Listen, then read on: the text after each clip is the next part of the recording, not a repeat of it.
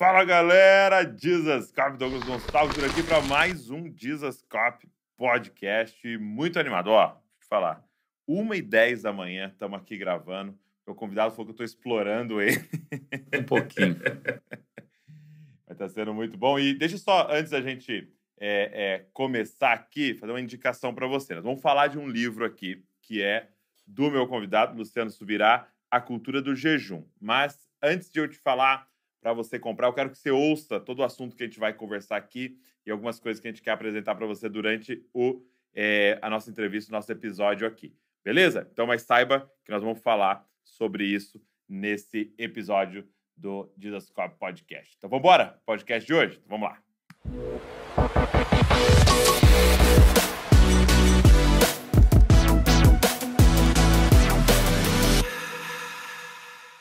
Meu amigo, Luciano, Prazer estar junto, poder conversar e repartir isso com mais gente. Obrigado. 1h pouco da manhã, nós estamos aqui, né? Então, eu quero até já adiantar no início, porque a gente vai falar sobre jejum, sobre o livro e tal, e dizer, a gente está gravando 1h pouco da manhã, porque o pastor Luciano estava gravando com a gente aqui um curso, né? Aprenda a Prática do Jejum. Mas vamos conversar sobre isso, depois no meio eu quero falar para você aí, porque eu quero muito que você faça, eu tenho certeza que vai te abençoar muito, a gente quer envolver o livro também aqui juntos. Mas você está em jejum agora, nesse exato momento você está... Estou em jejum agora e depois nós vamos ter que falar sobre se pode ou não falar, mas agora eu já falei, estou. Está em jejum e perdeu. Perdeu. Mas a gente quer falar sobre isso, né? E você está fazendo outro de 40 dias. Uhum. E você disse que está agora... Eu estou fazendo um desse por semestre. Tá, legal. Muito bom. É o que você falou, né? Entrando numa fase que algumas coisas, principalmente aquilo que está muito claro na palavra de Deus, às vezes a gente tem esse costume, né? De falar assim, me dá um sinal se eu devo fazer, né? E eu acho que algumas coisas me dá um sinal se eu não devo fazer, porque está claro ali, né? Essa é a minha oração agora. Eu digo, se o senhor não me parar, não precisa nem me pedir mais. Agora, depois dos primeiros, você perde o medo e pega o gosto. O que é jejum? Vamos definir, porque na igreja a gente sempre falou muito desse negócio de jejuar, tal, mas às vezes parecia mais um propósito, a gente jejuando em televisão, né? O que é jejum? Bom, em Lucas 5, dos versos 33 a 35, a gente vê que um grupo de pessoas aborda Jesus e diz assim, olha, os discípulos de João Batista, e o dos fariseus jejuam frequentemente e fazem orações, mas os seus comem e bebem. Então, eles estão observando o grupo que jejua, contrastando com Jesus. Eu digo que isso é mais ou menos a mesma coisa que alguém chegar e falar, os filhos de fulano são a benção, os filhos de Beltrano são comportados, os filhos de Cicrano têm limite, mas os seus... Aquilo não é só uma recriminação ao comportamento dos filhos, é um ataque aos pais. E é o que fizeram com Jesus, não estão atacando só os discípulos. Uhum. A resposta de Jesus é importante. Ele diz assim, eles não podem jejuar enquanto o noivo está presente. Mas, quando o noivo for tirado, jejuarão. Então, ele pega toda essa conversa, né? E seja quando eles dizem, os discípulos não jejuam, os convidados do noivo não podem jejuar, e quando ele diz jejuarão, as 3 vezes que o verbo é conjugado, a palavra no grego é nestil. Nestil é uma palavra composta de ne, que é um prefixo de negação, com estil, que significa comer, alimentar. Então, em essência, a definição do verbo jejuar é não comer. Okay. Então, jejum hoje é uma palavra que na língua portuguesa mesmo, outros, ela virou sinônimo de qualquer tipo de abstinência. Mas, em essência, o jejum bíblico, ele é abstinência alimentar. Embora a Bíblia não limite só a ele, a gente vai ver outras espécies de abstinências, eu só gostaria de dizer que elas deveriam ser vistas muito mais como complementares do que substitutivas.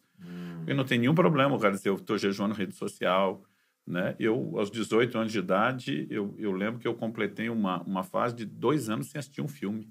Minha vida era muito corrida. E eu dizia assim, cara, eu preciso de tempo para orar, para ler a Bíblia, para buscar Deus. E eu vou negar algumas coisas que minha alma quer para me obrigar a ter a disciplina de dar valor. Agora, então você fez um propósito. Passar um período sem ver filme. E eu falei, cara, era uma abstinência de 1 ano, virou 2, né? Mas assim, se isso está complementando aquela outra vida que também tem o jejum de alimentos, ótimo. Eu só não gosto quando a gente usa isso como substituto. Então, a pessoa jejua tudo, menos o essencial, que é o alimento. Tem algo na prática de não comer que é muito importante, como nós vamos dizer na conversa. Legal. Então, eu acho que como você puxou o assunto, eu queria já fazer essa pergunta. Pastor, se eu falar para alguém, se eu contar que eu estou jejuando, eu perdi o meu jejum? E com base no que as pessoas pensam isso? Então vamos lá. Durante muito tempo, houve na igreja uma espécie de código de silêncio sobre o jejum. Baseado no quê? Por exemplo, eu comecei a jejuar aos 15 anos de idade e, cara, todo mundo que eu descobria que teve uma experiência de jejuou, eu colava na pessoa e dizia, cara, desculpa, eu preciso te fazer pergunta, eu quero aprender, porque a gente não sabia nada. Meu primeiro jejum aos 15 anos, eu pulei só almoço e ainda tomamos refrigerante, a galera que fez. Porque a gente tinha medo de desmaiar, ainda mais adolescente, né? Eu brinco que tem 3 estômagos, tem mais um em cada batata da perna. A gente tinha aquele medo, não faz mal, porque ninguém sabia nada, nem a parte bíblica, nem a parte prática. E eu lembro que aos 18 anos eu já tinha aprendido bastante e eu já fazia jejuns de 3 a 7 dias na água quase todo mês. Só que eu já não conseguia esconder dos meus pais. E um dia meu pai, percebendo a frequência, a recorrência, a insistência, ele vem conversar comigo preocupado que eu estivesse migrando para algum lugar de fanatismo. E, pela primeira vez aos 18 anos, conversa aqui, conversa lá, eu descobri que meu pai jejuava. Eu nunca soube, a não ser um dia por ano. Primeira vez aos 18 anos? Porque tinha um jejum anual da denominação por avivamento, que era no 15 de novembro, a proclamação da República. Então, eu imaginava, seja pouco ou seja muito, ele deve fazer. Ele é um pastor que conclama o povo, ele deve fazer, mas nunca me interessei. Mas fora isso, eu nunca nem soube. Quando eu soube, eu fiquei indignado. Falei, pai, eu estou aprendendo com os outros na rua, procurando descobrir o senhor que, além de meu pai, é meu pastor jejum, eu não sei. E quando eu meio que dei aquela trucada, né? Jesus falou que não é para contar que jejua. E quando ele falou isso, cara, eu nem pensei demais. Eu revidei, foi assim meio que no instinto. Falei, pai, desculpa. O senhor é um mestre dedicado ao estudo da palavra, me ensina, me treina, mas vou ter que discordar do senhor. Né? Eu falei, Jesus faria algo, nos proibiria de algo que ele mesmo não fez? Meu pai disse, como não fez? Eu falei, como é que nós sabemos que Jesus jejuou? Ele estava sozinho no deserto? Quem que o senhor acha que vazou notícia? Eu lembro que ele fez uma cara de riso, tipo, não pensei nisso. Eu falei, pai, só isso é relativo, porque Deus pode ter contado para outro e mandado outro contar. Então, só isso não dá subsídio. Eu falei, mas vamos pensar junto. Jesus tinha um ensino que era baseado no exemplo. Então, ele mandaria a gente jejuar, sem demonstrar que jejuava. Quando lavou os pés dos discípulos, ele falou, eu dei o exemplo. Para como eu fiz, vocês façam. Ele é o referencial. Ele é o modelo para nós, somos as cópias. Aí ele instrui a gente para jejuar, mas ele não jejua. Ou ele esconde isso de tal maneira que ninguém consegue ser inspirado no exemplo. Eu falei, em Mateus 6, Jesus fala que não é para dar esmola, orar e jejuar, para ser visto pelos homens. Ele não falou para não fazer. Eles não façam só pensando em ser visto. Então, eu falei, ele fala sobre não tocar trombeta, sobre não se promover. Então, a pergunta não é se pode ou não contar. A pergunta é por que a gente conta. Ok. Então, assim, se eu estiver usando o vou compartilhar para tentar mostrar espiritualidade, buscar reconhecimento, deu ruim. Pronto. Só que nós não podemos ignorar que Mateus 5,16, ele diz, brilha a vossa luz diante dos homens, para que eles vejam as obras e glorifiquem. Então, se tudo está escondido, como é que eles vão ver? E para que brilhar? Por que ele falou para não esconder a luz? Então, a gente tem que ter o equilíbrio. Uma declaração não contradiz a outra, elas são complementares. É para brilhar. Mas se você tentar brilhar, o seu brilho e querer... A ideia do que Jesus falou, para que glorifiquem a Deus. Isso promove glória a Deus ou a minha vanglória? Então, eu acho que é aí que fica o ponto. Então, por exemplo, vamos pegar a esmola, que está no pacote. Sim. Em 1 Timóteo 5, Paulo, na hora de fazer a lista de quem ia passar na triagem para estar entre as viúvas que a igreja ia cuidar, ele diz lá, se tem filhos ou netos, a família cuida. Mas das que não tinha, ainda tinha uma triagem. Uma das coisas, tem que ter testemunho de boas obras. Agora, se ela fez esmola a vida inteira escondida para não pecar, como é que ela entra na lista? Então, assim, quando você vai aplicando uma lógica maior, não é bem uma proibição. É um ensino sobre cuidado que tem mais a ver com a motivação. Eu li para meu pai e falei, quem não jejua já não fala porque não faz. Quem jejua não conta para não pecar. Como é que nós vamos aprender a fazer? E meu pai falou, também não pensei nisso. Eu falei, por que será que o jejum está desaparecendo aí da igreja? Será que não é justamente a falta do estímulo, de um ensino correto? E eu tomei a decisão, falei, eu não vou esconder tanto como o senhor fez, não. Só que o que eu fiz foi contagiar minha família, os meus discípulos, a liderança que eu formo, mas eu nunca quis também abrir demais para, poxa, a linha é fina. Mas em janeiro de 22, quando eu estava escrevendo o livro, que foi uma experiência interessante, porque eu escrevi um livro inteiro sobre jejum em jejum. Muito bom, muito bom. Até a virada de 21 para 22, eu só tinha um artigozinho básico do jejum, arroz com feijão. Mas Deus me disse, vai estudar sobre o assunto como você nunca fez. E, de repente, o entendimento de muitas coisas que eu já vivia na prática começou a aparecer, a compreensão. E foi nessa hora que Deus falou comigo. Lembra da conversa do seu pai aos seus 18 anos? Falei, lembro. Ele diz, guardado as devidas proporções, você não fez muito mais do que ele. Porque você podia ter contagiado e despertado muito mais gente. E naquele dia eu entendi, cara, nós temos que ter estímulo intencional. Né? E eu tenho sofrido alguns ataques, porque eu decidi levar o negócio para a vitrine, não no sentido de aparecer. Cara, é Deus que conhece e julga o coração. Mas de estimular. Exatamente. Então, por exemplo, eu gravei um vídeo, que é um assunto que nós vamos falar depois, de eu treinando no 40º dia de jejum, que inclusive é no domingo que eu tenho 4 cultos, eu estava treinando depois dos 2 da manhã. Quando você diz treinando, você estava fazendo musculação. Musculação pesada. E eu filmei o treino para mostrar, olha, isso aqui é o que todo mundo faz. Não estou fazendo carga pequena, baixa, para tentar desmistificar e dar, inclusive, razões fisiológicas de por que a gente pode ter até uma vida mais normal. Cara, aí a turma bate. Agora o jejum virou reality show, quer se promover, né? Mas a intenção não é essa. É dizer, gente, nós podemos desmistificar, nós podemos encorajar mais uns aos outros, porque eu creio que Deus não quer uma prática ocasional, esporádica. Na vida de cada um de nós temos que ter uma cultura. Ele tem que ser recorrente. Daqui a pouco nós vamos discutir a questão de regra, como faz, quanto faz, tá? Mas ele tem que ser recorrente. Ele não pode ser tão esporádico ou nunca estar lá. Eu fiz uma pesquisa enquanto escrevi o livro. Quase 26 mil pessoas responderam. Dessas quase 26 mil, minha primeira pergunta, quantos de vocês já fizeram pelo menos um dia de jejum na vida? Cara, não é tipo assim, cadê o jejuador profissional? É tipo, você fez uma asinha, só para dizer que 59 ponto bastante, quase 60%, afirmou nunca ter feito um dia de jejum. 59%? 59%. Quer dizer, 60%, vamos arredondar. Eu fiz uma segunda pergunta. Quem já jejuou de 3 a 7 dias? Não disse que tinha que ser contínuo e ininterrupto. Não especifiquei que tinha que ser só na água, embora talvez alguns possam ter respondido, não entendido direito, mas deixei aberto. 86% disse nunca ter tido uma experiência com algo ainda maior. Né? Então, assim, eu falei, cara, não vou perguntar mais nada. Eu fiquei chocado. Aí eu estou reunido pouco tempo depois com um grupo de pastores e líderes, falei, gente, o negócio está feio, o povo está jejuando, não. E eu dei estatística. Quando eu dei estatística, um deles, a maioria dos pastores eram mais novos, olhou para mim e falou, pastor, sua pesquisa está contaminada. Falei, como é que é? Ele falou, sua pesquisa está contaminada. Eu lhe digo por quê. Ele falou, o senhor fez a enquete via Instagram. Eu falei, fiz. Ele falou, vamos falar honesto e abertamente. Todos nós sabemos que o senhor é o tiozão que fala de Bíblia. Eu falei, onde é que você vai? Ele falou, pastor, ninguém te segue para ver a roupa que o senhor usa, a viagem que o senhor faz, o que é que o senhor come. Aliás, nem é o seu perfil. O senhor, a maioria de nós, inclusive nós estamos aqui te seguindo, porque o senhor é um referencial de ensino bíblico. Certo? Eu falei, certo. Eu falei, então o senhor tem um público seleto. Não é qualquer crente que quer seguir. Se o cara não tiver um pouco de seriedade, ele não tem nada para te acompanhar.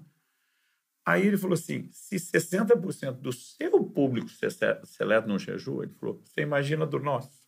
Sim. Então, assim, se tiver um percentual de razão, porque eu não sei avaliar quem é, quem não é, mas a ideia do perfil não está totalmente sem lógica.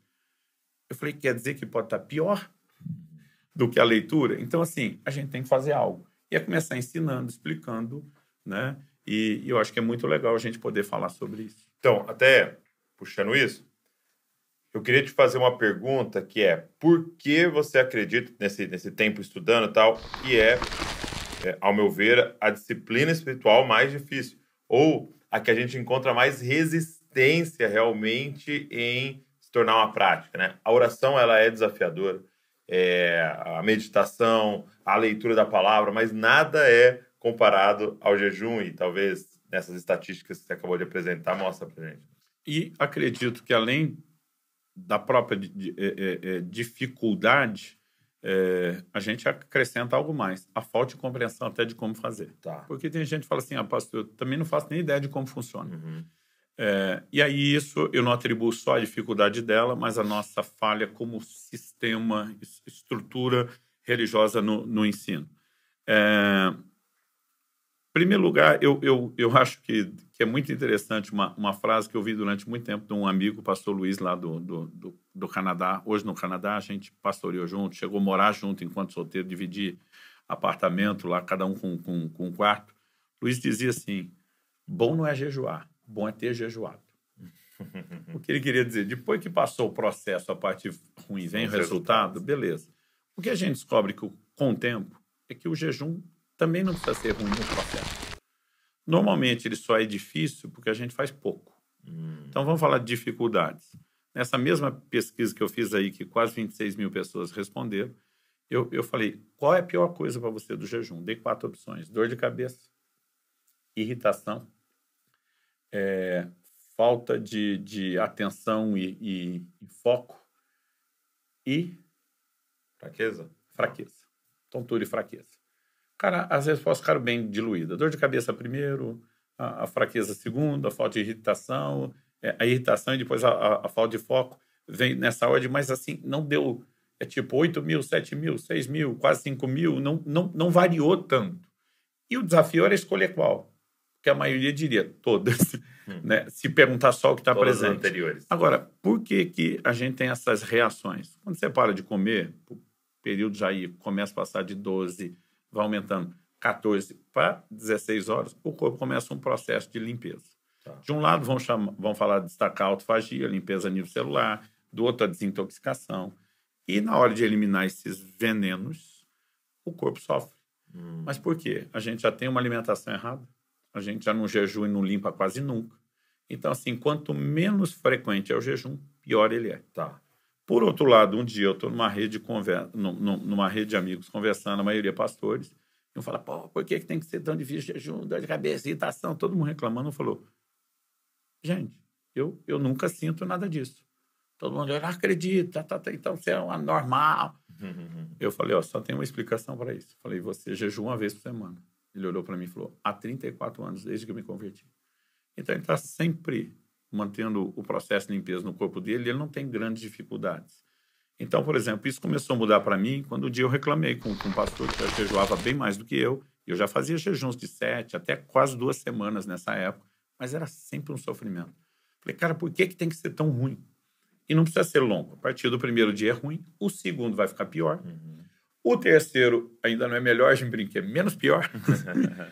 Menos pior que o segundo, mas ainda não necessariamente melhor do que o primeiro, né? Agora, a verdade é que depois de 3 dias, a coisa fica bem mais tranquila.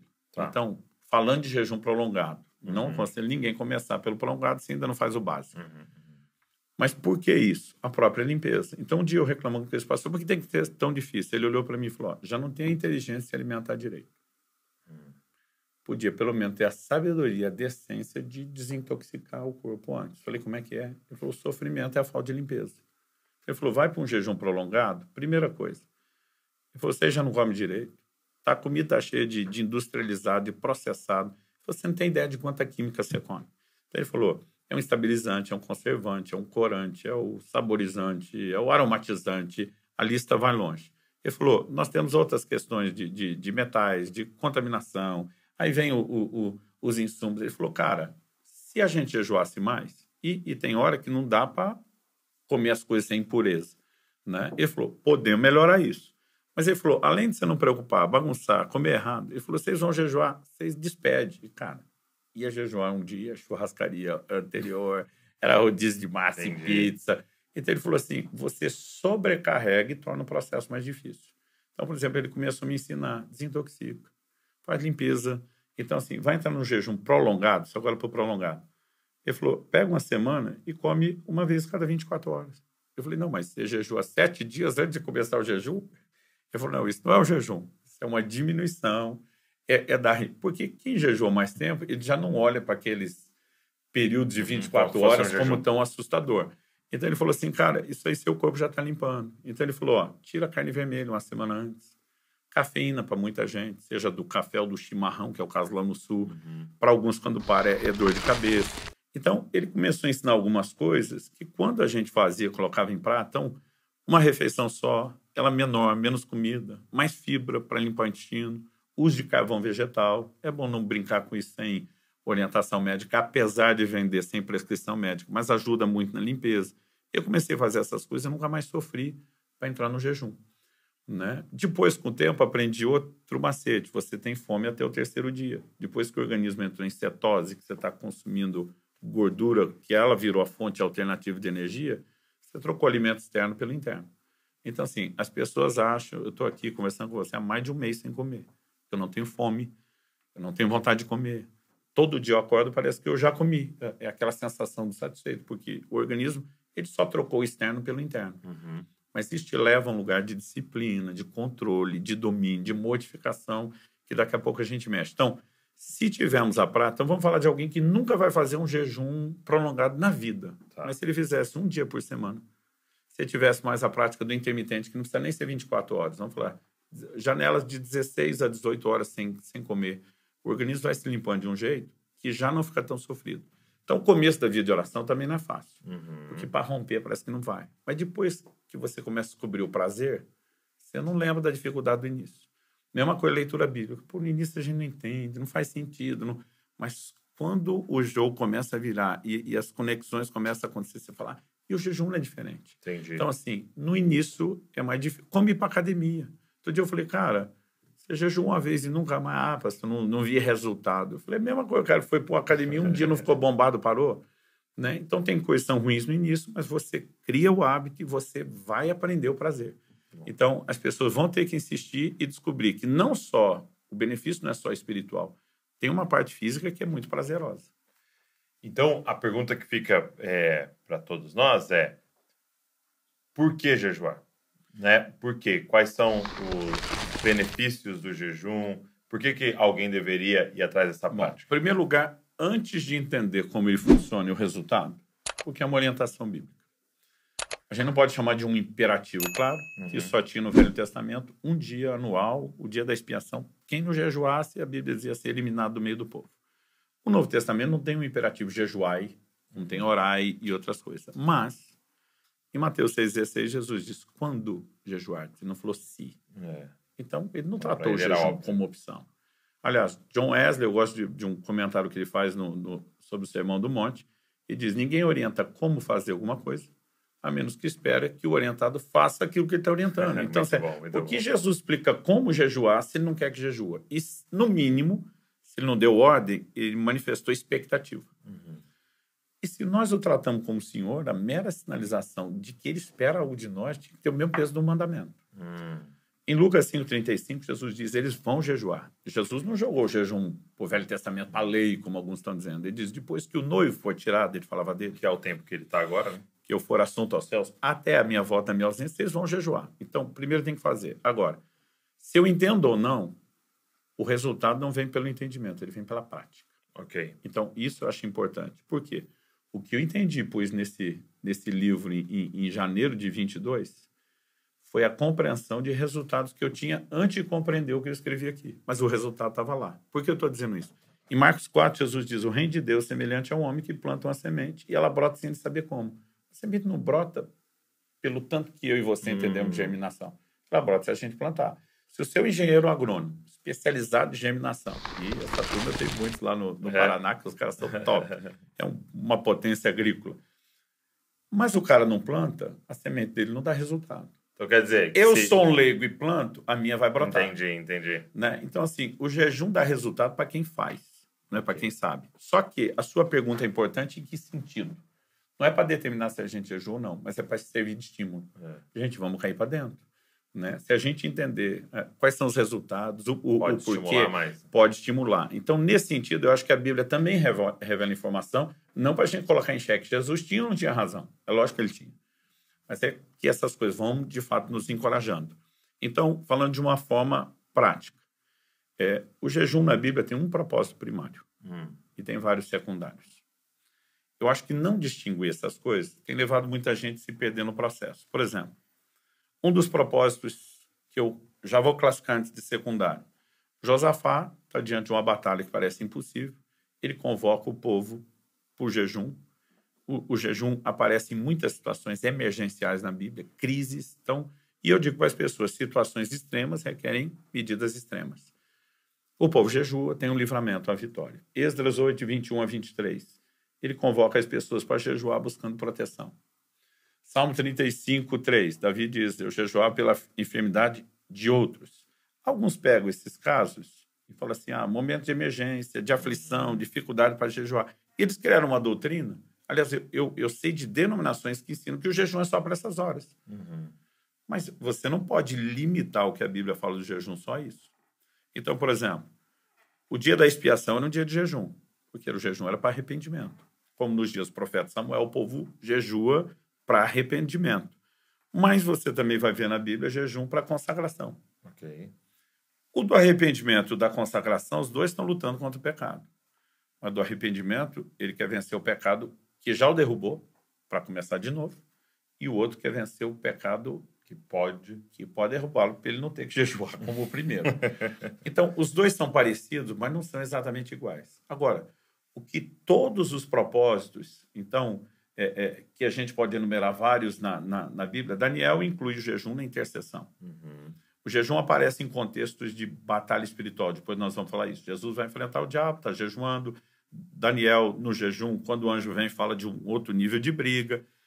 Mas apesar da gente poder enumerar muitos propósitos, eu diria que eles são secundários, porque qual é o primário? Para mim está lá em Daniel, capítulo 9, verso 3. Daniel diz, eu voltei o meu rosto para o Senhor, para buscá-lo, com orações, súplicas e jejum. Buscar a Deus. Ok. Que, aliás, é parte do propósito da nossa existência.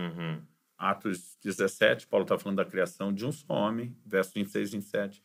Deus fez todas as raças e tribos dos homens. Para quê? Para que indicativo de propósito? Para que o buscasse. O homem foi criado para buscar Deus. É o propósito da existência dele. E o jejum é apresentado como parte do cumprimento do propósito, que é buscar Deus. Isso tem que botar em primeiro. Aí você pega os secundários. Mas eu estou com aflição na emergência. Eu estou buscando a Deus. Ainda que seja por uma resposta específica, eu estou buscando a Deus. O outro por arrependimento, perdi a conexão, quero restaurar, estou buscando a Deus. O outro para consagração, não, eu quero manter conectado, eu não quero. O que todos eles têm em comum é que eles vão convergir no primário. Ok. Buscar Deus é o propósito primário. Então, o jejum não pode ser feito só porque eu quero perder peso. Ok. Embora pode ser um efeito colateral, mas se não cuidar na volta, você ganha mais do que perdeu. Principalmente jejum prolongado. Então, assim, isso pode ser um trote para alguns, uma decepção para alguns. Mas não quer dizer que ele não vai abençoar a minha saúde e ter efeitos positivos. Mas qual o propósito? Então, abstinência de alimento pode ser acompanhada de outras abstinências com propósito espiritual. Qual? Buscar a Deus. Eu acho que isso tem que ser o foco. Agora, o que eu preciso entender é que na Bíblia ele não aparece só nos secundários. Algumas vezes o povo vai direto no primário. Ok. Né? Então, Ana profetiza, Lucas 2:37. Adorava noite e dia no templo com jejuns. Não tem crise, não tem emergência, não tem problema. O que ela tem ali é paixão. Não, e esse texto, ele é fantástico, porque você está num um período de 400 anos de silêncio. A voz profética é rara. Exato, mas e a mulher tá tinha alguém ligado a ponto de olhar um bebê e enxergar o Messias, né? O Messias. Então, é tremendo. É muito forte. Mas aí vamos pular para Atos 13. Já a nova aliança está estabelecida. Os crentes estão jejuando. A liderança da igreja de Antioquia está jejuando. Porque eles entendem que o jejum é para o nosso tempo. E, de novo, a Bíblia diz que eles estavam adorando. Algumas versões diz ministrando ao Senhor e jejuando. Não é mais a fase da igreja perseguida. Aliás, o povo fugiu para a Síria da perseguição, que também já acalmou em Jerusalém. Não tem problema, não tem crise, mas estão lá para buscar Deus. Então, assim, a pergunta é, se a gente existe para buscar Deus, a gente vai fazer isso só na hora do problema? Não. E o jejum que serve para buscar Deus, independente de também poder resolver o problema, vai ser praticado só essa hora? Não. Então, assim, por que jejuar? É uma orientação, mas qual o peso que ela tem na busca a Deus? Então, aí a gente precisa desdobrar. E é lógico, é por isso que escrevemos um livro, gravamos o curso, né, que mesmo dentro da minha plataforma eu fiz questão de ter na sua, porque a gente tem conseguido alcançar muito mais gente com essa verdade. Então, uma das coisas que eu tenho entendido, no ano passado, um gigante espiritual aí da nossa nação, que eu e você respeitamos, ele falou, Subirá, você acha que é uma das pessoas que eu conheço que mais jejua. Posso te fazer algumas perguntas? Nós tivemos uma conversa muito interessante. Uma delas, ele falou, o que tem te movido aí com tanta sede no pote? com tanta frequência, intensidade, recorrência ao jejum, jejuns prolongados, esse ritmo que você está. Eu já estava num jejum prolongado quando nós tivemos a conversa. Falei, pastor, se o senhor me perguntasse isso aos 18 anos de idade, eu ia te dizer que eu queria o sobrenatural. E na época era isso mesmo. Não queria um ministério, ver o poder de Deus. Não queria um ministério baseado no braço do homem. Eu queria ver Deus fazendo. Eu queria ver sinais. Eu queria ver prodígios. Eu tinha uma insatisfação dentro de mim no sentido de ver um sistema que parece, poxa, a obra de Deus é feita só no braço. E o jejum, de fato, tem sido um recurso de acesso a experiências extraordinárias, a conquistas extraordinárias. Mas com o tempo eu fui entendendo verdades e eu falei, hoje a minha resposta é outra. E a minha resposta para ele foi a seguinte: a capacidade de perceber os deleites espirituais. Quando eu falei isso, ele fez uma cara parecida com a sua e falou assim, me fala mais disso. Eu falei, pastor, eu vou tentar explicar isso assim. Quando você entra num jejum prolongado, seu paladar fica aguçado. Eu acho que tem a ver com a desintoxicação, tem a ver com o não bombardeio tão intenso de sabores do dia a dia. Mas, por exemplo, a turma fala, água não tem gosto. Eu falo, quem faz jejum prolongado discorda. Uma água com pH mais alto, você sente ela mais salobra. Dependendo da água que eu provo, eu já vou olhar a composição. Eu falo assim, tem mais mineral, o gosto é metálico. Né? Então, assim, dependendo do estado que eu estou, o gosto da água muda muito. E tem hora que, para manter o nível de hidratação que o meu médico que me acompanha nos jejuns prolongados, quer deixar isso claro, eu só faço com acompanhamento médico, não só para proteger minha saúde, a gente quer estudar, quer aprender, e para proteger os outros, dizer, olha, não estou mandando você fazer loucura. E ele pede, Luciano, tem que hidratar muito. Só que tem hora que, cara, a água parece estar ruim, não vai. Então, uma das dicas que os jejuadores que fazem períodos longos faz, bota limão na água. Umas gotas de limão seja melhor. Um dia eu estava num restaurante com um grupo de pastores e eu pedi para o garçom, não, você vai para o hotel, pelo amor de Deus, você não está comendo. Eu falei, gente, eu vou para a churrascaria, em jejum longo, acompanho a turma. Eu falo para eles, eu quero a conversa, eu quero a comunhão, nós vamos falar de Bíblia, não quero perder isso, não me deixe de fora. Eu já não estou comendo, vocês querem me tirar da esse comunhão? outro alimento. Aí eu brinquei com eles, falei, hoje vai ser um banquete, água com gás, com limão. A turma riu.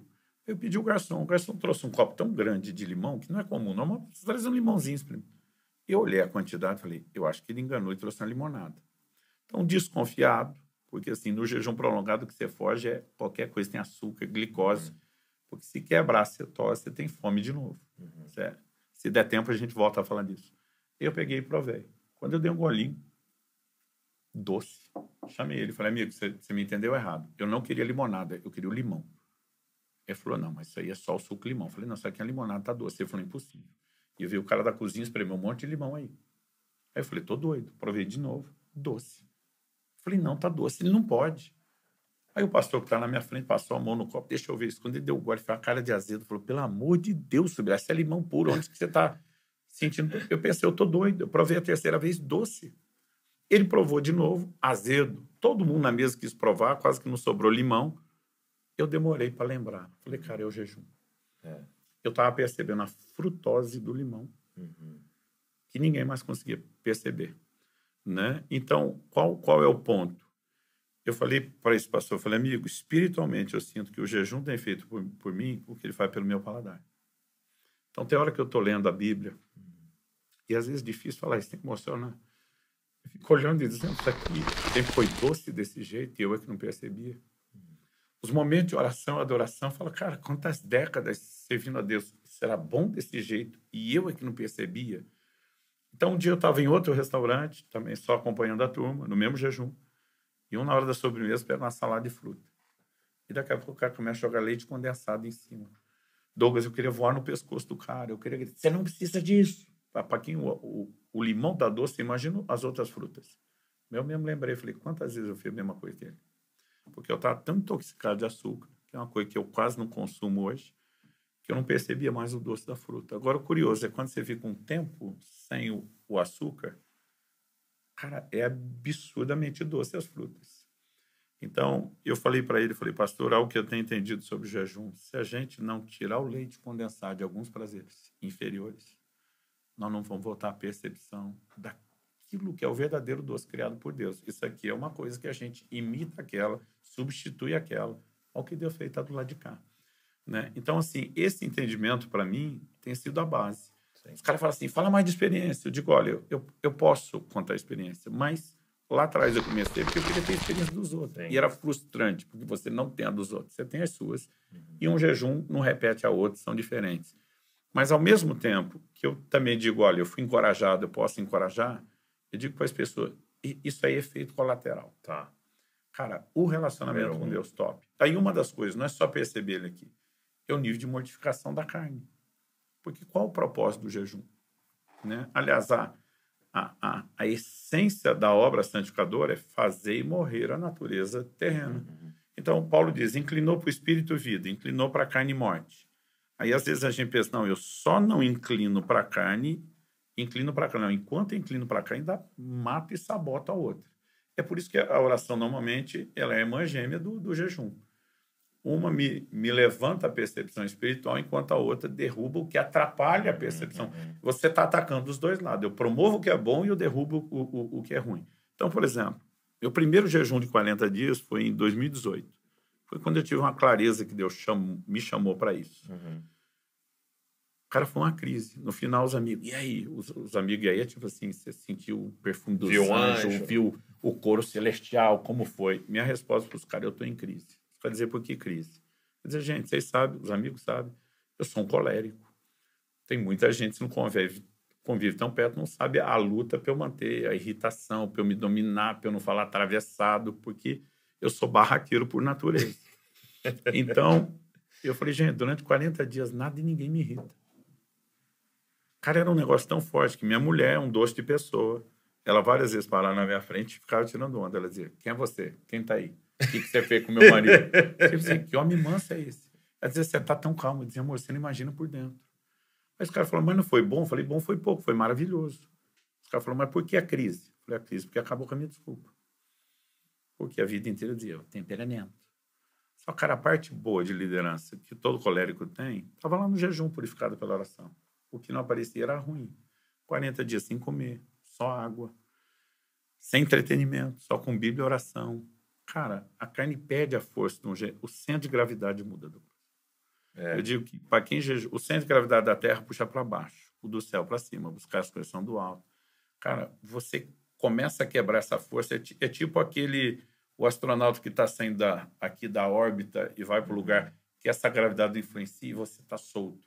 Então, cara, as pessoas têm dificuldade de te ofender, o coração fica blindado contra a ofensa, é uma coisa impressionante, né? As coisas materiais perdem o valor de uma forma absurda. Não precisa ser só o prolongado. O prolongado, você sente a pancada uma vez. Mas o recorrente, o contínuo, você sente que essas mudanças estão acontecendo. Então, enquanto eu estou quebrando a força e o controle da carne, aumentando minha percepção para desfrutar Deus, provocando resultados sobrenaturais, no meu caso, com todo o mapeamento que a gente vem fazendo dos exames. Eu antes desse jejum que eu estou agora, meu médico pediu 71 tipos de exame de sangue diferente, fora os outros, que eu não estou falando de exame de sangue. Aí entra, né, urina, ultrassonografia completa, vamos avaliar a gordura no fluxo, bioimpedância. Né? Eu termino 40 dias com ganho de massa muscular, não com perda. Está tomando proteína. Não, se tomar, não muda nada, porque toma muito pouco. Tem jejuns que às vezes a gente, não, vamos ter um caldo ali e alguns suplementos. Tem outros, como o meu primeiro começo agora, que não tem nem suplemento, nem vitamina, nem nada. Porque, cara, a resposta do corpo é impressionante. Então, assim, eu tenho hoje níveis de saúde que eu nunca tive. Com 50, eu tô com índices saudáveis que eu não tinha aos 30, não tinha aos 40. Né? Agora, para mim, isso é um bom efeito colateral. Sim. Não é o meu propósito, mas é um bom efeito colateral. Mas, assim, o relacionamento com Deus. Né? Agora, nós não podemos mistificá-lo. O jejum não é barganha. Porque a maioria já não jejua. Dos poucos, a cultura maior sempre teve no meio pentecostal. Mas no meio pentecostal, que era o que dava o exemplo, o entendimento estava um pouco equivocado. Porque muita gente tem que pagar o preço. É a ideia de sacrifício. Então, é quase assim, eu fiz por merecer. Isso violenta a graça. E na graça a gente acessa as coisas pela fé. Então, eu gosto da definição de John Wesley. Tanto sobre oração como jejum, dizia um meio de fé. E Romanos 5,2 diz que a fé é o acesso à graça. Então, assim, não é troca, mas é inegável o poder que ele tem de remover os obstáculos que te atrapalham e criar sensibilidade até para o fluir da fé. Porque a fé é do coração e do espírito, ela não é da carne. Quando eu estou matando a carne, eu estou removendo o entulho. Cara, é impressionante. Jesus relacionou, né, o não expulsar um demônio com falta de jejum, mas com incredulidade. Tá. Até eu ia te perguntar isso. O que o jejum tem a ver com fé e incredulidade? Quando Jesus diz, os discípulos chegam e eles não conseguem expulsar um demônio, Jesus fala, olha, esse tipo só sai com oração e jejum. Qual é a correlação de jejum e expulsar demônio? Então, vamos lá. Tirando o fato que é uma outra discussão que merece um podcast inteiro, de que essa declaração do jejum não está em todos os manuscritos mais antigos. Mas, assim, está em alguns, e por que a igreja adicionaria isso? Né? Então, quer dizer, há algo nisso. Né? Houve uma época onde a prática do asceticismo, dessa dedicação da devoção, ela chegou a ganhar contornos de exagero. E alguns tentam atribuir a isso. Mas, na verdade, é difícil você fazer bater bem essa conta e essas declarações. A gente tem manuscritos posteriores, como você descobre lá de Qumran, que às vezes tem coisas que estão dizendo que nesses aqui não estavam. Então, assim, essa briga vai muito longe. A pergunta é, qual é a lógica? Isso se mantém dentro de toda a estrutura da revelação bíblica? Isso, você tem em outros lugares. Né? Então, assim, quem tem o Ministério de Libertação sabe que o jejum faz muita diferença. Não tem conversa. Agora, nossa fé não é fundamentada na experiência, mas isso chama atenção. Então, por exemplo, algo que eu comecei a observar, por que Jesus, quando vai enfrentar o diabo no deserto, e foi guiado para esse confronto, jejua de uma maneira fora do comum, né? Por que no final do jejum de Daniel, o anjo aparece e diz, desde o início, tuas palavras foram ouvidas. E foi por causa delas que eu vim. Mas ele chega com 21 dias de atraso. Ele fala, o príncipe da peste me resistiu. Não é um príncipe humano, ele está falando de um principado. Mas, de alguma forma, o posicionamento de oração e jejum gera um rompimento. Então, quando você vai pegando a lógica toda na Bíblia, você diz, não dá para negar que o assunto está relacionado. Então, tem peso. Mas tem peso por quê? Aí as pessoas interpretam errado. E aí nós podemos ir numa linha que é contrária à Bíblia. Não, o jejum aumenta sua autoridade. Uma autoridade é no nome de Jesus. Como é que o jejum aumenta a autoridade no nome de Jesus? Não. O que ele pode fazer é a percepção da autoridade aumentar, mas não a autoridade. Eu, particularmente, vejo que Jesus destaca o que é inquestionável, que está no manuscrito que todo mundo aceita. Ele fala da incredulidade. Então, o problema é a falta de fé ou falta de jejum? É falta de fé. Mas também pode ser de jejum. A pergunta é o que gera? O que a falta de jejum produz em termos de fé. Muito bom. Né? Porque como a fé é do Espírito e a falta de jejum te deixa preso numa consciência muito natural, você deixa de ter percepção do plano espiritual, que é o lugar onde a palavra vivifica e ativa o seu espírito. Então, muitas vezes, o que o jejum tem feito para mim no sentido de entender Bíblia, não é só entender a macrovisão, não é só ligar os pontos da doutrina, mas é aquele nível de consciência, de revelação que te move, que te faz... Então, sobrenatural não é que eu fiz por merecer jejuando, mas às vezes ele está tirando minha venda, eu estou entendendo a palavra produz fé, a fé me faz... Então, assim, é um efeito em cascata, né? Então, a consciência, ela acaba sendo afetada. Essa experiência eu tenho tido. Muito bom. Eu posso te falar em nome de um exército de gente que me reporta testemunhos semelhantes. Eu falo um exército porque a gente está vendo uma grande mobilização nos últimos anos, talvez como nunca antes. Que demais. Agora, uma dúvida muito frequente, porque assim, esse tópico do jejum, ele é rodeado de muitas dúvidas, né? Mas uma muito frequente, né, é a pessoa que está jejuando, o casal que está jejuando, ele pode ter relação sexual, isso durante o jejum pode? É uma dúvida muito frequente. Bom, eu vou mexer em mais perguntas do pode ou não pode. Porque o povo fala muito, pastor, quais são as regras do jejum? Né? Paulo fala em 1 Coríntios 9 do atleta que compete segundo as regras. Tem coisa que tem regra. Tem coisa que é regra determinada por Deus, princípio espiritual. Tem coisas que são regras sociais. Né? Não está na Bíblia a hora que vai começar o culto, mas a gente tem regras que são funcionais, práticas, devem ser obedecidas. Mas eu costumo dizer que a regra do jejum é que ele não tem regra. E isso é importante. Então, portanto, eu não posso ser polícia do jejum dos outros. Muito. não preciso nem ser do meu que dizer dos outros, né? Mas é do meu próprio em termos de decisões e propósitos, sim. Mas sempre tem um fariseu que é dar pitaco no jejum dos outros. Então, assim, cara, isso aí não tá valendo de nada. Vejo umas brigas sobre o jejum de Daniel, que é um parcial. Então, assim, não... Que é não morder nenhum Daniel, né? Isso. não engoliu, não fez o ato de canibalismo, Daniel, já é o jejum. Mas assim, pegando a ideia de que no início a gente tem a distinção de uma dieta e outra de jejum, e o povo meio que mescla tentando ir na loja. Sim. Se ele não comeu carne, nem manjar desejável, nem bebeu vinho, mas no início ele fala lá de beber água e legumes, a turma, vamos chegar na loja. Aí chega a hora de definir o que é legumes. Então, batata e legumes pode. Outro fala, não, mas a batata frita é manjar desejável. Aí não pode. Então, assim, eles ficam tentando estabelecer... E, cara, tem hora que eu vejo o tempo fechar com os clientes discutindo. Aí outro dia um falou, pastor, eu posso fazer um jejum a pão e água? Você pode fazer até com caldo de cana e pastel. Aí ele me olhou escandalizado. Eu falei, cara, o jejum é seu. Eu não estou aconselhando. Sim, até porque uma pancada glicêmica de caldo de cana todo dia não ajuda ninguém, ainda mais ficar comendo fritura o tempo todo. Mas, assim, eu só estou dizendo que não precisa ter uma regra. Jesus falou, quando jejuardes, esperava que a gente jejuava, ele garantiu que a gente jejuava, mas ele determinou regras como a periodicidade quanto tempo? Não.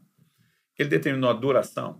A Bíblia tem jejum de uma parte do dia inteiro, e jejuns de vários dias. De vários começa lá 3, 7, 14, 21, 40. Não são as únicas opções, mas são exemplos bíblicos da diversidade.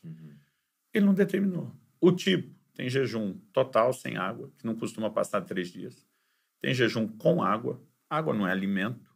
Seu corpo tem cerca de 70% de água e 5 dias sem água pode gerar um colapso.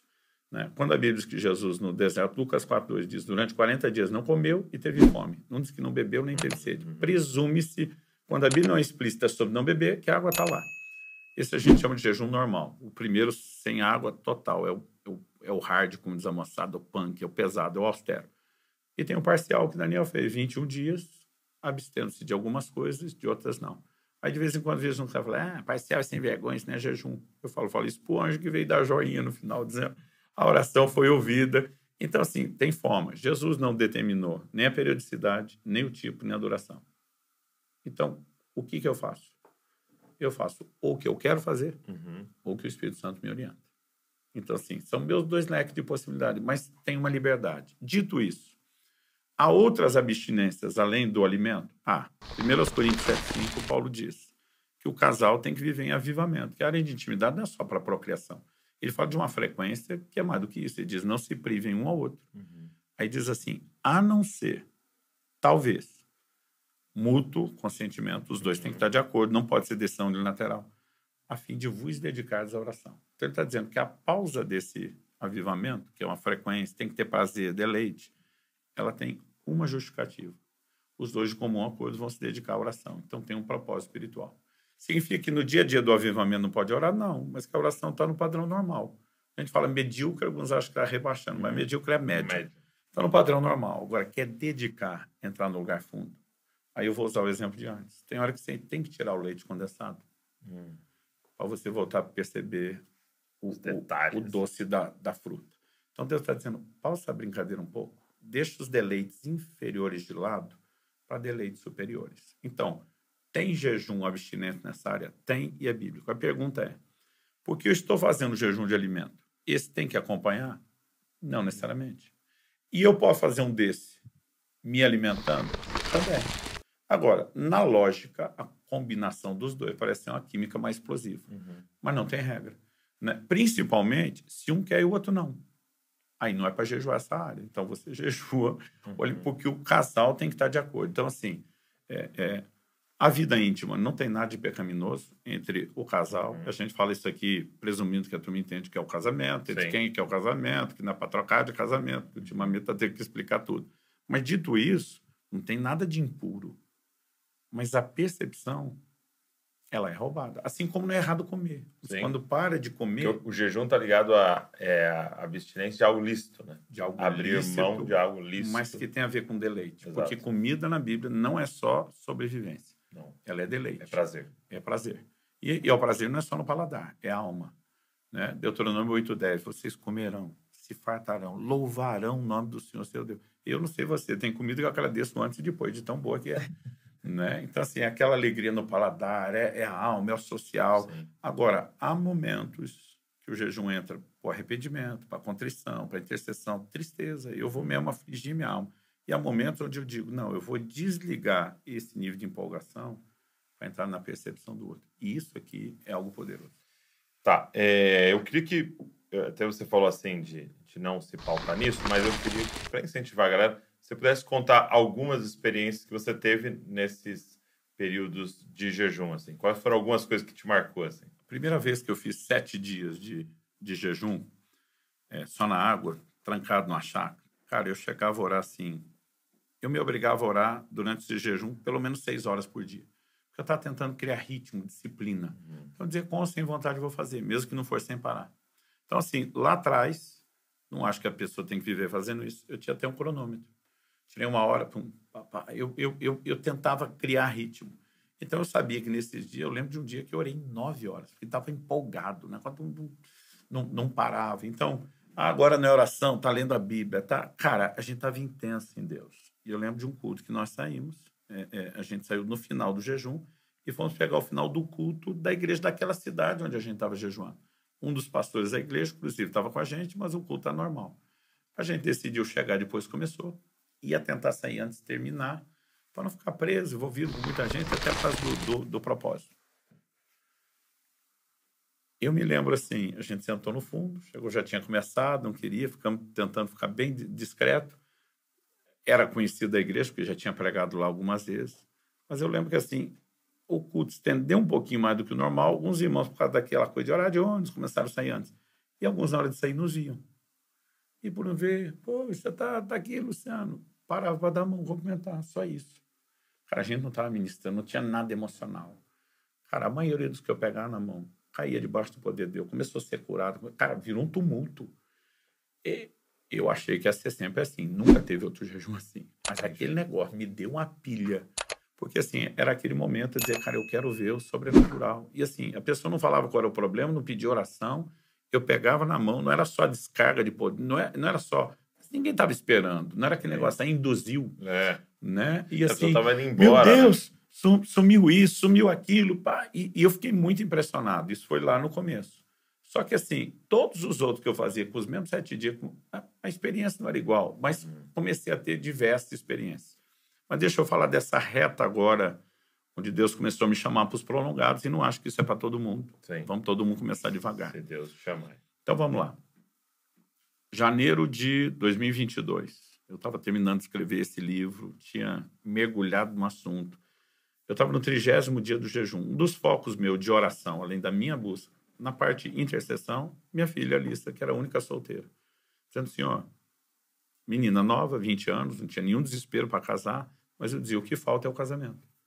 Porque eu treinei ela para cumprir o seu propósito, mas todo o desdobramento agora depende do futuro marido.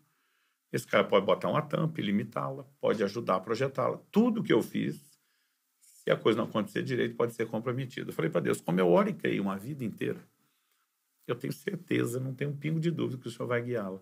O que eu resolvi orar e pedir para Deus, por causa de outra experiência pessoal. Quando o Isra estava para completar 12 anos, então nem podia se falar em namoro lá em casa, ninguém podia namorar antes dos 18, regra da casa, não da igreja. Ele encontrou e conheceu pela primeira vez a Priscila, que é minha nora. Cara, na primeira conversa deles, eu agarro o braço da Kelly e falei, esses dois vão casar. Foi o que foi? Eu falei, não sei te explicar. Eu não tive uma visão, não ouvi uma voz, mas eu sei no meu espírito. Eu falei para ela, eu posso registrar isso em cartório. E eu falei para aquele, eu acho que eu vou fazer. Ela falou, por quê? Eu falei, porque depois ninguém acredita. Ela falou, sou sua testemunha. Ainda fico pensando que eu podia até registrar. Ia ser bonito. Mas ela falou, sou sua testemunha. Cara, eu não podia, na casa dele. Não podia falar para ninguém. Não falei para Israel. Atrapalhar o processo. Só contei depois, porque a escolha tinha que ser dele. Não falei nem para o meu pastor, porque era o pai da menina. Né? Mas guardei. Como depois passaram mais 7 anos, os dois casaram, eu estou agora orando e falei, Deus, eu não te pedi. O Senhor me deu porque quis. Apesar que o Senhor não é obrigado a nada. Mas o Senhor abriu um precedente. Uma jurisprudência, pelo menos, para inspirar minha fé. E eu comecei a orar e dizer, eu quero saber quem é meu genro. Para entregar de bom coração. Eu falei, a escolha não é minha, a escolha é da minha filha. Quem pode interferir na escolha é o Senhor, não sou eu. Eu posso dar orientações e tal, mas eu quero. E eu comecei a orar por aquilo. Cara, no 30º dia, eu fui pregar numa igreja, no interior de São Paulo, e pedi o pastor me levar para a academia, porque eu estava implementando esse negócio de treinar no jejum. E ele é formado em educação física, foi personal antes de ser pastor, dizia, cara, eu quero que você veja, porque eu não consigo acreditar. Ele disse, você tá louco? Subir lá, vai treinar lá. Eu falei, não, pesado, tá? E fui. Na hora de ir para a academia, convenci ele a me treinar e observar. Ele falou, cara, meu filho tá de férias, estava estudando fora, fazendo teologia. Ele falou, pode ir conosco? Pode. O menino tá no treino discreto, nem vi. Mas teve uma hora que ele veio conversar comigo na academia para me dar um testemunho sobre o quanto o Israel, meu filho, era a inspiração dele, como eu era para o pai dele. Cara, a hora que nós estamos conversando, abriu um negócio na minha frente, não sei explicar. Eu ouvi Deus falar comigo, nítido e claro, esse menino é o seu genro, vai casar com a sua filha. Eles nem se conheciam, nunca tinham se visto os dois. Eu não tinha motivo assim. Cidades diferentes. Cidades diferentes. O pai dele é de uma mesma comunhão de ministério que eu sempre fui. Eu estive lá algumas vezes, mas eu não tive contato. Eu não podia avaliar a vida dele. Mas naquele momento era uma convicção. Para mim, ela foi ainda mais clara e nítida do que a da própria Priscila. Né? Foi uma coisa assim muito específica. Chamei a Kelly, contei para ela. Chamei o Israel. Falei, eu preciso de testemunhas. Pensei, é pouco. Chamei o Marciano e a Adriana, que são os pastores que nós começamos a igreja de Curitiba na casa deles e assumiram nos últimos anos o pastorado. Eu estou mais na supervisão. Falei, gente, eu quero testemunha para quando acontecer. Levantar a plaquinha, eu já sabia no final do jogo, pô, não ganhou, não levanta. E, cara, isso foi 3 de fevereiro, a experiência. 27 de fevereiro, minha filha viu ele pela primeira vez no evento. Não se falaram, viu. Ela pegou no meu braço e falou, pai, eu vou casar com esse menino. Eu falei, você tá louca? Ela falou, pai, não sei te explicar. Eu falei, você nem conhece de mim fazendo festa. Por fora, mantendo a porta. Até para despistar. E eu falei para Deus, eu não te ajudo, se eu puder, eu te atrapalho. Exato. Aí, ela falou assim, eu falei, você nem sabe que esse menino, no meu espírito, eu sei quem é. Eu falei, filha, pra cima de Moar, não. Esse negócio de espiritualizar. Não pega esse papinho aqui. Aí ela falou assim, o senhor é o último, pode falar contra isso. A mãe te viu pregar a primeira vez, disse que quer casar com você, eu não que deu. Eu brinquei, falei, você vai acreditar em amarração gospel agora? Ele falou, pai, eu sei, eu tenho certeza. Para encurtar a história, foi dia 3 a experiência, 27 ela viu. Dia 10 de dezembro eu casei os dois.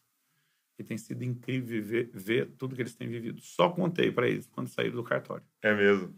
Eu ia contar no dia seguinte, que era a cerimônia religiosa. Aí eles estavam falando de despressurizar, esse negócio do first sight, ver a noiva primeiro para despressurizar. Eu falei, vou despressurizar. Eu contei desse cara me olhando assim, chocado, sem acreditar. Então, assim, cara, cada jejum tem sido experiências completamente diferentes. Mas o que foi gostoso não era saber com quem minha filha ia casar para eu como pai ficar tranquilo. Douglas, era a sensação. Eu passei meses. Eu acordava, abria meu olho, a primeira coisa que eu lembrava. Cara, Deus me confidenciou uma coisa que não falou para mais ninguém. O senso de intimidade, de amizade. Eu não consigo definir o que era isso. Eu acordava no dia seguinte e dizia, cara, ele me confiou algo que não falou para mais ninguém. Eu pensava, esse negócio vai cansar, vai parar. Cara, todo santo bendito dia até esse casamento. Eu pensei, depois do casamento passa. De vez em quando, até hoje eu acordo e falo, ele me contou algo que não falou para mim. Mas aquela sensação de gerar uma fé, de... Amizade. Conhecê-lo, buscá-lo. O entendimento da palavra. Tem sido coisa assim que eu fico olhando e falo, cara, eu estudo esse livro a vida inteira. As coisas estão fazendo sentido como nunca antes. Por quê? Não é porque você fez por merecer uma troca. Você está quebrando... Tá numa posição, né? Você está quebrando uma estrutura carnal que te atrapalha de entender e criando uma sensibilidade para aquilo que se percebe espiritualmente. Então, assim, é muita coisa boa. Eu gosto muito de um exemplo do Celebração da Disciplina, do Richard Foster, né? E ele fala assim... Cito no livro, é um clássico. Ele diz assim, mais ou menos assim, né? É como... Eu não tenho, por exemplo, se você estivesse aqui com frio, né? Você não tem o poder de se autoaquecer. Não pode, você não consegue. Você está com frio, você não tem como se autoaquecer. Mas você poderia andar até lá fora e se colocar no sol. Ele fala, isso é disciplinas espirituais. Então não tem mérito de você falar, eu me aqueci, o jejum, eu fiz. Não, mas é você andar até aquele, né? E ficar lá parado na frente dele. Exatamente. Que pode te aquecer. Então a glória é sempre dele, né? É ele fazendo, mas você só se colocou na posição, né? Exatamente. Então elas nos expõem, elas nos ajudam na inclinação da área correta. Então, por exemplo, a Bíblia diz, Deus habita no meio dos louvores. Enchei-vos do Espírito, como falando entre vós, salmos e hinos. Então, não é porque eu cantei horas que eu mereço nada, mas é uma exposição. Eu fiquei horas no sol, não vou aquecer e bronzear. Eu estou me expondo à presença de Deus. Então, as disciplinas nunca têm a ver com mérito, mas com exposição, com se permitir ser influenciado. Então, assim, Não é porque eu leio a Bíblia horas que eu sou melhor do que outro crente. Mas aquele tempo de exposição me melhora como crente. Sim. Então, assim, eu não sou melhor... Porque não há mérito. Não sou melhor porque eu tiro o tempo e aí Deus... Nossa, eu tenho que abençoar... Nossa, ficou feio, né? Deus falando, nossa. Eu tenho que abençoar essa pessoa que fez isso. Mas, inevitavelmente, pelo tempo de exposição, ele começa a entrar no lugar onde as coisas vão acontecer como resultado da exposição, que é intencional. Então, assim, eu creio que as disciplinas espirituais estão entre as maiores chaves. Você pega 2000 anos de história da igreja e de evangelho. Santos homens e mulheres piedosos que marcaram geração, escreveram história, que eles tinham em comum. Disciplinas espirituais. Homens e mulheres tempo devocional com Deus, homens e mulheres que oravam, homens e mulheres que liam, estudavam, meditavam na palavra, que adoravam e que jejuavam.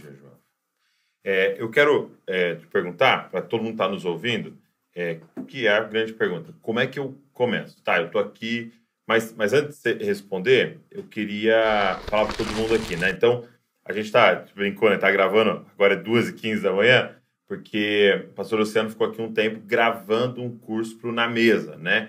Que é Aprendendo a Prática do Jejum. Então, horas de aula para você começar, você entender, você aprender. E assim, eu acho que uma resposta eu quero seria você fazer esse curso. E a gente vai fazer um negócio muito especial aqui. Todo mundo que se inscrever no curso, aqui a partir do link que a gente vai colocar aqui no podcast, vai ganhar de presente a cultura do jejum. Então, vai de presente para você. Todo mundo que se inscrever no curso, nesse link aqui, tá? Vai ganhar o livro A Cultura do Jejum.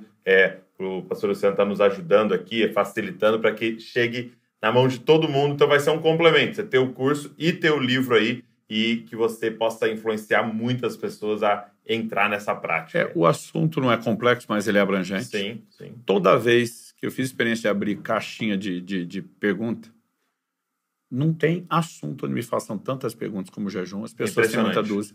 Das disciplinas espirituais, ele é o Só que assim, não adianta só responder a pergunta, posso isso ou aquilo? Você tem que construir toda a lógica do que é, do que não é, do como faz. Então, obviamente, o curso e o livro vão levá-los muito mais longe. Mas respondendo então a pergunta, como começa? Tá, então, se alguém está nos ouvindo aqui e ele quer, nunca jejuou, ele está na estatística de que é alguém que nunca fez, como ele pode começar essa prática? Dando os menores passos. Meu primeiro jejum aos 15 anos foi uma refeição. E porque eu não sabia que podia ficar tudo bem, tinha muito medo, demos uma descarga de glicose tomando refrigerante. De vez em quando as pessoas falam, pastor, pode jejuar refrigerante? Eu falei, isso já não está nem na categoria jejum, está libertação. É melhor você se livrar disso. Mas na época, no entendimento, poxa, era o que eu sabia. Mas aquilo me deu ânimo e falei, peraí, dá para sobreviver uma? Comecei a pular. Daqui a pouco 2. Né? Poxa, dá para sobreviver? Dá. E dá para fazer isso sem refrigerante? Dá. Né? Então, assim, um passo de cada vez. Então, minha orientação é que as pessoas comecem jejuns menores. Não precisa bater 24 horas. Tá. Né? Mas, tipo assim, cara, vamos botar o prazo... Eu me obrigo continuamente, como estilo de vida, a me dar pelo menos 12 horas de intervalo sem comida. Assim, comi às 7 da noite, não posso comer antes das 7 da manhã. Eu me obrigo. Então, assim, é bíblico? Não, mas eu me obrigo. O descanso do corpo. Quem come com muito intervalo de pressa, e tem gente falando, isso é bom para o metabolismo, tá? E a parte hormonal? E uma insulina que dispara e não baixa nunca. Okay. Então, assim, eu digo, cara, começa o intermitente. Você vai lá 12, 13, 14 horas de intervalo. Ano passado, eu passei a maior parte do ano, foram poucas exceções, comendo um intervalo de 6 horas. Então, mesmo quando eu não estava nos prolongados, se eu almocei meio-dia, eu faço um lanche mais leve até às 6. Se eu parei de comer até 1, posso ir até às 7. De vez em quando, se tiver um motivo que me permita, eu dou mais uma flexibilidade pequena aqui. Não, quero muito comer com esse povo depois do culto. Não é nem a comida, é a comunhão. Ok, então talvez eu pule não só o café da manhã, que eu já não tomo, eu posso pular meu almoço no outro dia. Mas eu passei, assim, o ano inteiro dando intervalo de 18 horas quase todo dia. Então, assim, quando você está desse jeito, o organismo fica tão limpo, tão bem preparado, você fica sem comer um dia, você não sente falta de nada, você vai entrar no jejum prolongado, não precisa de preparação. Mas, assim, então você imagina, se só com uma recorrência dessa, a pessoa diz assim, eu vou treinar por 2, 3 meses. ela vai pegando o hábito, a coisa muda aqui na cabeça. Porque, assim, tem gente que fala assim, pastor, tem dia que eu não como na correria, eu esqueci, eu nem percebi. Mas quando fala que é jejum, não vai. Aí os caras falam assim, é o demônio. Eu falo, não é só o demônio. Tem um negócio aqui, que na hora que você fica pensando e assusta, te trava. Então, assim, a própria descoberta, eu posso, eu consigo. Então, assim, um jejum parcial. O cara nunca fez 3 dias. Não precisa começar 3 dias na água. Então, faz 3 dias com caldo de legumes, com suco. Ele já vai sentir a limpeza, a quebra, o desafio, mas também não está no modo mais difícil. Então, eu sempre digo para as pessoas, nunca fez 24 horas, comece devagar até chegar lá. Já fez, pula para 1,5 dia, pula para 2, e tudo depende. Então, por exemplo, no livro a gente tem conselhos médicos de situações que deve, que não deve jejuar. Então, vamos dizer aqui, situações como diabetes, não pode pensar em fazer sem acompanhamento médico. Estou falando da 2, a 1 nem se fale, né? É mais delicado ainda. Então, assim, grávidas e lactantes, mais do que 12 horas de jejum não é aconselhável. Já pensou, mas eu quero Deus. Eu falei, mas você tem o resto da vida para jejuar. E você tem esse período para amamentar seu filho. Exato. Então, assim, nesse momento, né? Agora, por exemplo, minha nora, nesse momento, a família entrou, todo mundo em jejum pesado. Ela amamentando, queria. Ela entrou num parcial. Mas ela não está negligenciando o básico para o cuidado do filho, mas também diz, poxa, também não precisa ficar totalmente de fora. Então, tem formas e maneiras. Mas eu digo para as pessoas, devagar e sempre. Okay. Mas o sempre não é manter só o devagar. Depois a gente pode ir sendo progressivo e aprendendo. Difícil orientar de forma genérica, porque tem muita coisa, sim, mas eu diria, vamos um passo de cada vez. Legal. Eu achei muito legal que no curso você fala muitos exemplos, né? E fala até algumas questões médicas do como iniciar, mas também como encerrar jejum. Como encerrar. E falando de jejuns maiores, a volta... Que é uma das aulas, de jejum maior. A volta é o maior desafio. A chance de alguém passar mal na volta à alimentação é muito maior do que durante o tempo do jejum. Então, tem que ter sabedoria. Então, por exemplo, eu fico 40 dias sem comer. Meu médico, um nutrólogo, ele me pede na volta, e aí não tem nem tempo para ficar discutindo por quê, mas, entre outras coisas, o peso da digestão, uma série de coisas. Eu fico 1/4 do tempo, então 10 dias, eu não consumo carne vermelha na volta.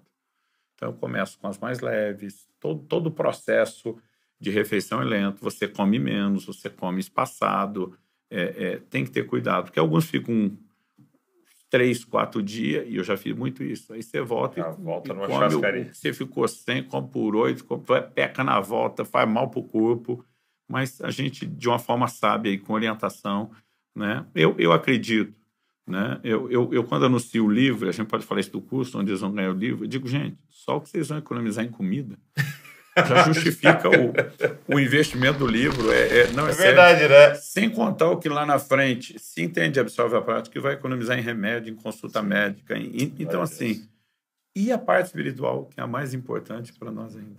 Então, você que está aqui com a gente, lembrando, se você se inscrever no curso, que você pode começar a fazer agora, tá? Tá tudo gravado. São aulas rápidas e muito diretas. É um material de primeira qualidade, de vídeo, de áudio, de tudo. Tem um PDF lá dentro e você vai ganhar o livro, tá? Então, todo mundo se inscrever aqui, né, no podcast. Vou deixar o link aqui do podcast. Depois, talvez, vai ter outros links rodando aí, e aí não vai estar com o livro. Mas esse aqui, para todo mundo que assistiu o podcast, a gente vai dar o livro de presente, tá? Então, vou deixar o link aqui na descrição. É só você se inscrever, começar ainda hoje, e aí a gente envia o livro na sua casa. Beleza? E, antes de encerrar, se de alguma forma você acredita que a conversa te gerou inspiração, esclarecimento, te abençoou, te edificou, te ajudou, espalha o link. A gente precisa promover esse entendimento e essa cultura do jejum. Muito bom, muito bom. Pega esse link, manda para todo mundo. Também eu queria até te pedir, pega nos grupos WhatsApp aí, os grupos da igreja, coloca esse link lá para a galera poder ver. Tanta coisa ruim compartilhada no meio de tudo isso. Vamos colocar coisa que inspira, coisa da palavra de Deus, coisa que vai falar do evangelho e do reino de Deus. Meu amigo, obrigado mais uma vez. Privilégio, pelo carinho, uma alegria. Sempre uma honra. Sou grato a Deus não só pela sua amizade, mas por tudo aquilo que Ele tem te direcionado a fazer. Você como líder, né? Falo de toda essa equipe fantástica aí do Jesus Cop. Sigam sendo fiéis e vão multiplicar essas cópias de Jesus. Amém. E obrigado por pegar esses temas, como foi o da graça, como foi da santidade, como foi o dos filhos, e gastar sua vida, rodar a nossa nação, equipando a igreja. Tem sido muito bom. Obrigado a você que ficou aqui com a gente, assistindo, ouvindo. E eu queria te fazer um pedido, que você divulgasse. Mas se inscreve também aqui no canal para você receber tudo que a gente está produzindo. Tem vídeo todo dia aqui no Desascope com o objetivo de deixar você mais parecido com Cristo Jesus. Deus abençoe você e não se esqueça, você é uma cópia de Jesus. Valeu.